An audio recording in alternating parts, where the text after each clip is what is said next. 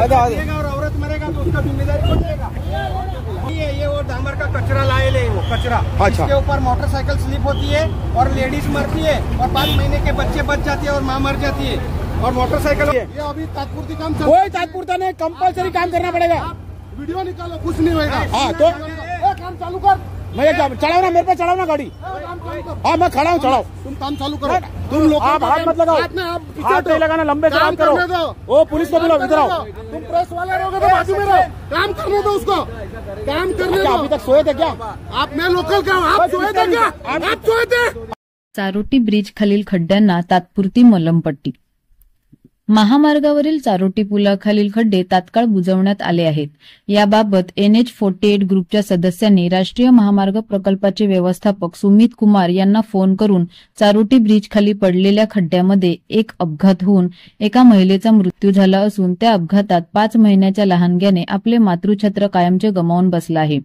याच्यावरून आपण विचार करू शकतो की राष्ट्रीय महामार्ग 48 मुंबई अहमदाबाद हा रस्ता रक्तरंजित झाला असून सिमेंट चादरीने हा रक्तरंजित रस्ता झाकायला लावला आहे का, असा प्रश्न जनमानसातून विचारण्यात येत आहे।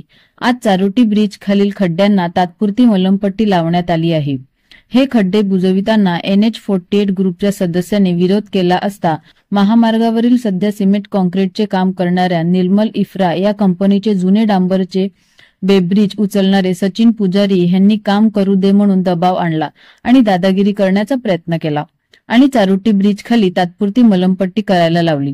सचिन पुजारी हे निर्मल इफ्रा कंपनीकडून सिमेंटची चादर चढवताना निघणारा महामार्गावर डबर कचरा हॉटेलच्या समोर टाकून त्यावर पैसे कमावतात। हॉटेल समोर डबर कचरा टाकतात असे आम्हाला सूत्रांकडून समजले आहे।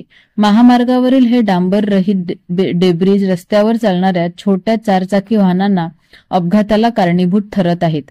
महामार्गावरील निघणारे हे डेब्रिज अनधिकृत हॉटेल व्यावसायिकांना विकणारे सचिन पुजारी हे निकृष्ट दर्जाचे खड्डे बुजवण्यास साथ का देतात, हे विचार करण्यासारखे आहे। याचे उत्तर निकृष्ट दर्जाचे काम करण्यामध्ये अशा लोकांचा साथ आहे का, यांच्यात आर्थिक देवाणघेवाण झाली आहे का, याबाबत जिल्हा प्रशासन लक्ष देईल का?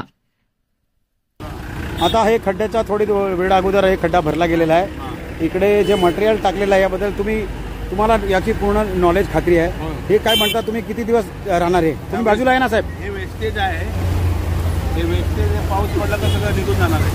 त्या वेस्टेजचा उपयोग काही नाही। डांबर पावसाळ्याचे डांबर वेगळे येते, त्या डांबरने हे सगळं भरायला हवं होतं, परंतु हा वेस्टेज आहे जो वरचा रस्त्यावरचा काढलेला वेस्टेज हा फेकून द्यायचा असतो, तो हे त्याच्याने हा खड्डा भरलेला आहे। या अशा पद्धतीने खड्डे भरले, हे बघा, हे उदाहरण बघा, असे खड्डे भरले त्याच्यात असणारे तुकडे बघा। हे रिक्षा बघा, हे दादा पत्थर आहे, थांबा थांबा पुढे, हे मयूर काढ, मयूर काढ।